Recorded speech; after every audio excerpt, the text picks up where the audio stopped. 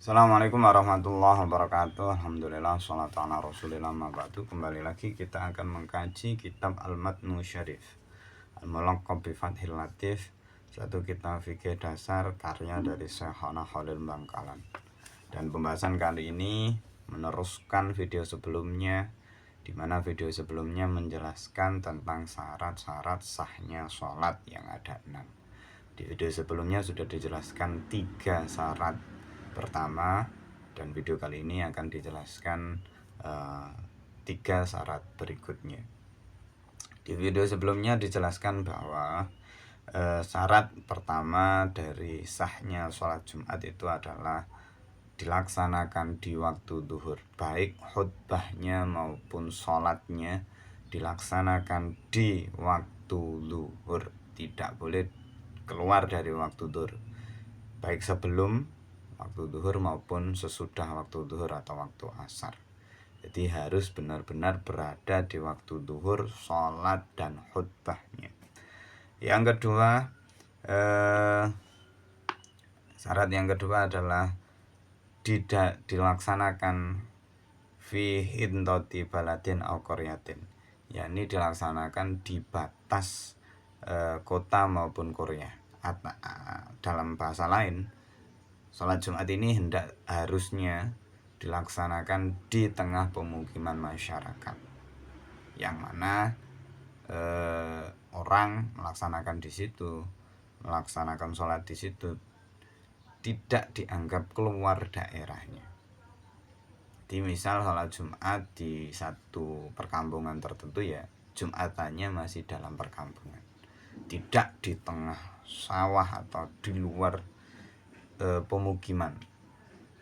Misal ada masjid yang jaraknya dia berada di tengah-tengah sawah yang jauh dari pemukiman, yang jarak dia dengan pemukiman yang lain itu sekitar 1 atau 2 km.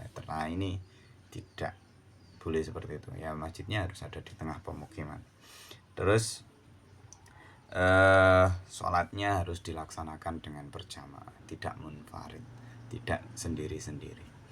Berikutnya, rabi'u kang nomor 4 antakuna yento ono apa al adatu jumlah iku arba'ina 40 apane rajulan wong lanange ahraron kang merdeka baligina kang balek mustautinina kang mustautin kabeh. Syarat yang keempat yakni jumlah jamaah itu harus berada di jumlah 40 orang. Yang mana 40 orang ini adalah laki-laki, orang yang merdeka semuanya, mereka baligh dan mereka mustautin. Mustautin itu berpenduduk di situ. Kalau hari ini KTP-nya di situ. Jadi mukim saja itu tidak cukup untuk disebut mustautin. Jadi mustautin itu orang-orang yang penduduk situ. Nah, ini harus dilaksanakan dengan jumlah ini menurut pendapat atau qaul yang kuat dari mazhab Syafi'i. Tapi ada beberapa pendapat yang lain yang memperbolehkan jumlahnya minimal itu 12 dan lain sebagainya. Jadi di kitab lain akan ada pendapat yang berbeda, walaupun ini masih satu madhab, yakni madhab Syafi'i. Jadi jumlah ini masih diperdebatkan, tapi kaul yang paling kuat di madhab Syafi'i itu jumlah minimalnya 40. Kalau kurang dari itu dianggap tidak sah. Ini kaul yang kuat ya. Sedangkan Imam Syafi'i di kaul qadimnya itu jumlahnya kurang dari 40 itu. Nah, ini kalau ada kesempatan lain di kitab yang lain mungkin akan kita bahas. Tapi karena ini konteksnya kitab Al-Matnu Syarif, ya kita tahu bahwa jumlahnya itu di sini dijelaskan 40. Terus berikutnya syarat yang keenam adalah wasatisu taikang wal khamisu tai syarat kang kelima iku antakot dama yen to dhisikake antakot dama yen to antatakot dama yen to ndisiki hak ing salat Jumat apa khutbatani khutbah loro. Jadi syarat yang kelima urutannya khutbah dulu baru sholat Jumat. Ini merupakan syarat tidak boleh dibalik seperti misal sholat Idul Fitri, sholat dulu baru khutbah. Itu untuk Idul Fitri dan Idul Adha, oke boleh. Tapi dan memang peraturannya seperti itu. Berbeda dengan sholat Jumat. Sholat Jumat itu khutbah dulu baru sholat. Ini tidak, harga mutlak tidak boleh ditawar-tawar ya, khutbah dulu baru sholat Jumat. Dan yang keenam adalah wasadisu tekan nomor 6 iku anla tasbika yen to ora ndisiki hak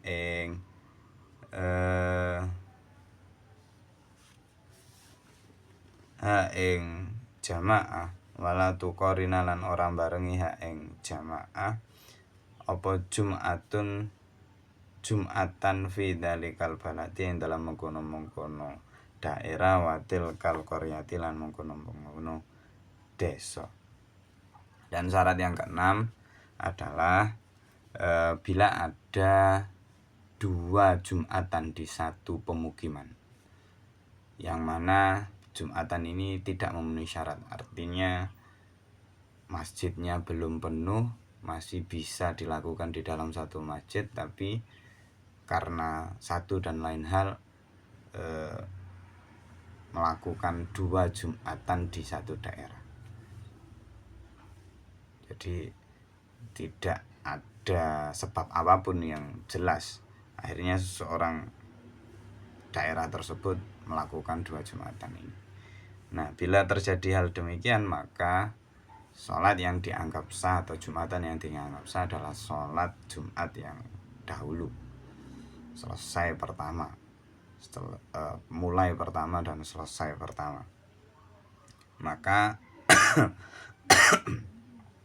bila Jumatan dua-duanya selesai bersamaan ya, tidak sah dua-duanya, atau ketika dia selesai dan mulainya akhir lebih akhir dan selesainya lebih akhir, maka dia titik poinnya di selesainya ya, selesainya lebih akhir, maka dianggap tidak sah. Jadi usahakan satu pemukiman itu satu masjid dulu sebelum benar-benar penuh dan tidak bisa dilaksanakan di hanya satu masjid ya, usahakan masih dilaksanakan di satu masjid. Kalau misal masjid tersebut penuh dan tidak mungkin digunakan untuk semua orang yang dalam pemukiman tersebut dan terpaksa harus dilaksanakan di 2 masjid ya, ini oke, tidak masuk pembahasan ini.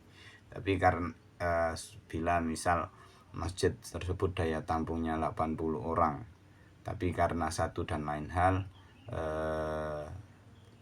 mereka memutuskan bikin 2 Jumatan, satu Jumatan di masjid satu dan masjid yang lain, maka ini tidak harus tidak baik, satu. Yang kedua, ketika selesainya akhir atau Jumatan yang paling akhir itu masjid tersebut Jumatannya dianggap tidak sah. Kalau tidak sah ya harus sholat zuhur. Jadi kalau ada 2 masjid 2 Jumatan di satu pemukiman yang tanpa memiliki sebab yang jelas, maka yang sah adalah yang selesai dahulu. Baik, seperti itu syarat sahnya sholat Jumat. Khairul kalam, assalamualaikum warahmatullahi wabarakatuh.